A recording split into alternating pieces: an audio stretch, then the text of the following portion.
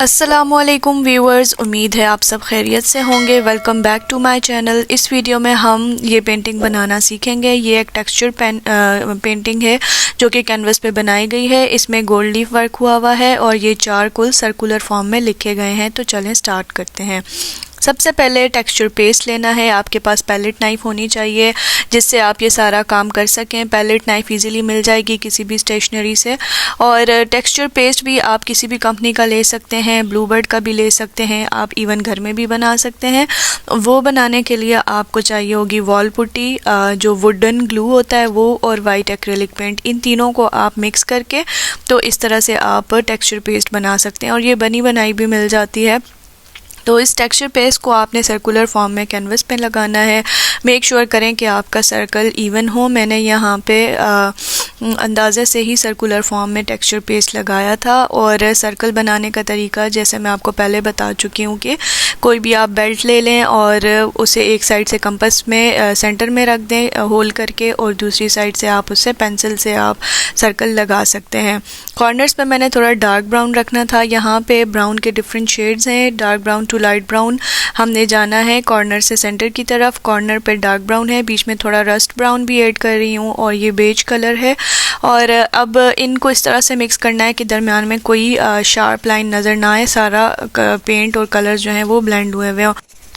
Next मैंने इस पे गोल्ड लीफ का ग्लू लगा के गोल्ड लीफ अप्लाई किया और एक्स्ट्रा लीव्स को ब्रश ऑफ किया। और अब मैं दोबारा से टेक्सचर पेस्ट में, अब नेक्स्ट जो है, पहले हमने बिल्कुल white plain texture paste apply किया था और नेक्स्ट जो है मैंने उसमें डिफरेंट पेंट्स जो मैंने अप्लाई करने हैं, जैसे कि brown, dark brown, light brown, वो मैंने टेक्सचर पेस्ट में डायरेक्ट ऐड करके पेंट्स और उसे मैं लगा रही हूँ ताकि मुझे बाद में ऐसे दोबारा से पेंट ना करना पड़े।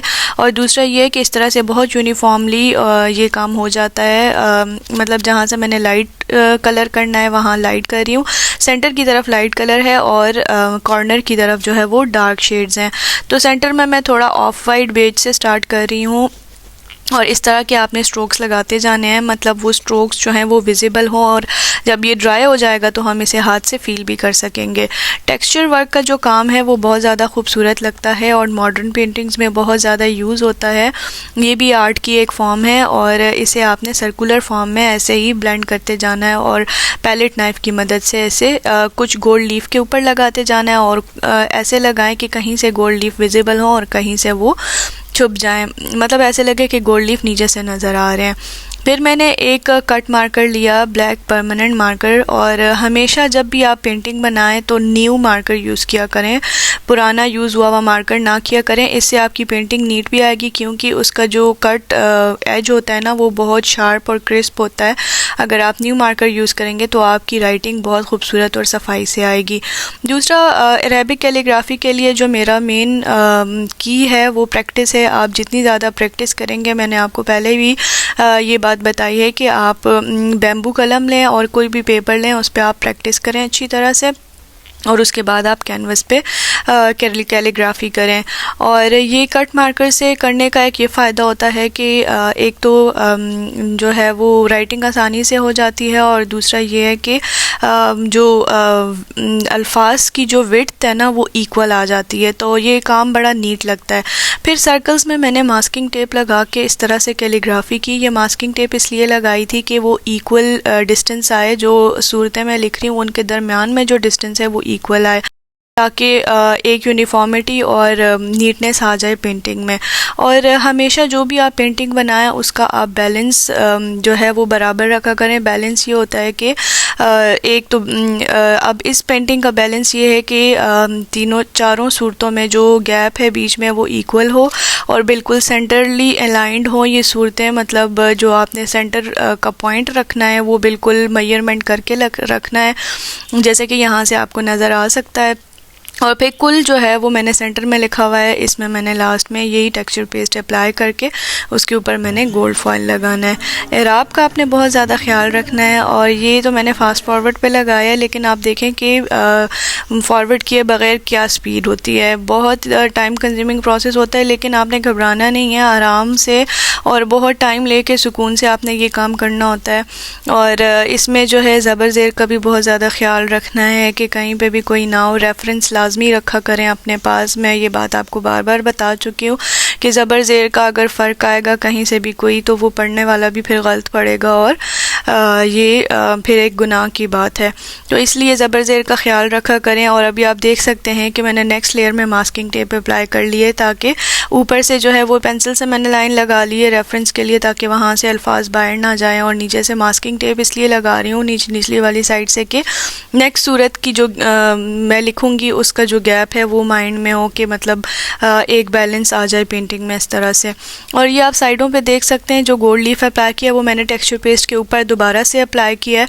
इसका मकसद ये है कि कुछ नीचे से पेस्ट के नीचे से नज़र आएगा और कुछ उसके ऊपर टेक्सचर पेस्ट के ऊपर मैंने लगाया है, तो ये एक एब्स्ट्रैक्ट बन जाएगा साइड्स पे। और ये बनी हुई पेंटिंग बहुत ही खूबसूरत। जब भी आप कैलीग्राफी करें तो एक रेफरेंस पास रख दिया करें या कुरान पाक रख दिया करें, जो भी सूरत हो, या उसके लिए जो है आप नेट से कोई पिक्चर वगैरह पास रख दिया करें ताकि ज़बर ज़ेर में कोई गलती ना हो। फिर ये गैप्स को मैंने इस तरह से फिल किया और एराब मैंने लगाए, और ये बहुत ही slow and time taking process है। उम्मीद है आपको समझ आ रही होगी। अगर इसके अलावा भी आप मुझसे इस पेंटिंग से रिलेटेड कोई क्वेश्चन पूछना चाहें तो आप ज़रूर पूछें कमेंट सेक्शन में। मेरी कोशिश होती है कि मैं हर एक को रिप्लाई करूं। जो इन 4 कुल का सीक्वेंस है वो सूरह काफिरून से शुरू होता है, फिर सूरह इखलास है, सूरह फलक और सूरह नास। लेकिन यहाँ पे जो है वो सूरत की लेंथ के हिसाब से मैंने उनका सीक्वेंस रखा हुआ है, क्योंकि फिर उस तरह से सर्कल्स में वो पूरा नहीं आ रहा। तो सबसे पहले सूरह इखलास लिखी है, उसके बाद सूरह फलक, फिर सूरह नास और एंड में सूरह काफिरून लिखी है। और ये इसलिए है कि ताकि ये बड़े सर्कल में सूरह काफिरून पूरी आ जाए। और इन कैलीग्राफी का मकसद ये होता है कि ये एक एज इस्लामिक रिमाइंडर काम करते हैं कि हमारी ये एक नज़र पढ़ने से ही हमें याद आ जाए। ये सुबह शाम लाजमी पढ़ने चाहिए। तमाम शयातीन जिन्नात और तमाम जो ईविल एनर्जीज़ हैं, जो हासिद हैं, उनके हसद से, जो जादू इवन है, उससे भी बचने के लिए जो है ये सूरतें अल्लाह ने भेजी हैं। तो इसलिए हमें सुबह शाम ये सूरतें लाजमी पढ़नी चाहिए। और घर में तो लाजमी लगी होनी चाहिए कि चलो जी एक नज़र पड़ जाए, अगर आप भूले हुए भी हों तो आपको याद रहे और आप सुबह शाम इसे पढ़ते रहें। अभी साइड्स पे आप देख सकते हैं आपको गोल्ड लीफ थोड़ा उभरा हुआ नज़र आ रहा है। ये वो वाला गोल्ड लीफ है जो मैंने सेकंड बैच में लगाया था। और ये जो है इसलिए थोड़ा लगा हुआ है कि इसे मैंने थोड़े टाइम बाद रिमूव करना है, एकदम से गोल्ड लीफ को रिमूव नहीं करना होता। टेक्सचर पेस्ट के ऊपर इसलिए लगाया है कि थोड़ा सा नीचे से आपको टेक्सचर पेस्ट की लुक नज़र आएगी, और थोड़ा सा ऊपर टेक्सचर पेस्ट के ऊपर मैंने लगाया है ताकि थोड़ी सी एब्स्ट्रैक्ट पेंटिंग बन जाए और इससे इसका ओवरऑल लुक में, इसकी खूबसूरती में इजाफा होगा। अब यहाँ पे मैं लीफ ब्रश ऑफ कर रही हूँ। ये तकरीबन 2 से 3 घंटे मैंने लगा रहने दिया था और उसके बाद मैंने हटाया। एकदम से नहीं हटाना होता इसे, ताकि वो अच्छी तरह से ड्राई हो जाए। और ब्रश ऑफ करने के बाद इसकी नीटनेस मज़ीद इम्प्रूव हो गई थी। और अब मैंने ये टेक्सचर पेस्ट से कुल लिखने के बाद इसके ऊपर गोल्ड लीफ लगाया। गोल्ड लीफ भी आप जो है कीप स्माइलिंग के यूज़ करें, वो सबसे बेस्ट हैं। और उसके अलावा जो है ब्लू बर्ड्स के भी गोल्ड लीफ ठीक रहते हैं, लेकिन मैं रिकमेंड करूँगी कीप स्माइलिंग के यूज़ करें, वो ज़्यादा अच्छे हैं। तो ये मैंने कुल लिख के उसके ऊपर से मैंने एक्स्ट्रा लीफ को ब्रश ऑफ किया। कुल टेक्सचर पेस्ट से लिखा था तो उससे एक उभरी हुई लुक आ रही थी, थोड़ा 3D फॉर्म में लग रहा था, और इससे इसकी ब्यूटी में मज़ीद इम्प्रूवमेंट हो गई थी। तो ये फ़ाइनल लुक है 4 कुल पेंटिंग की, जो कि एक टेक्सचर पेंटिंग है और साइड पे इसमें गोल्ड लीफ का काम हुआ हुआ है। उम्मीद है आपको ये पसंद आई होगी। इससे रिलेटेड कोई भी क्वेश्चन हो तो आप कॉमेंट सेक्शन में पूछें, और ज़रूर ट्राई कीजिएगा ये पेंटिंग और मुझे फिर बताइएगा कि आपने कैसी बनाई। Thanks for watching. अल्लाह हाफिज़।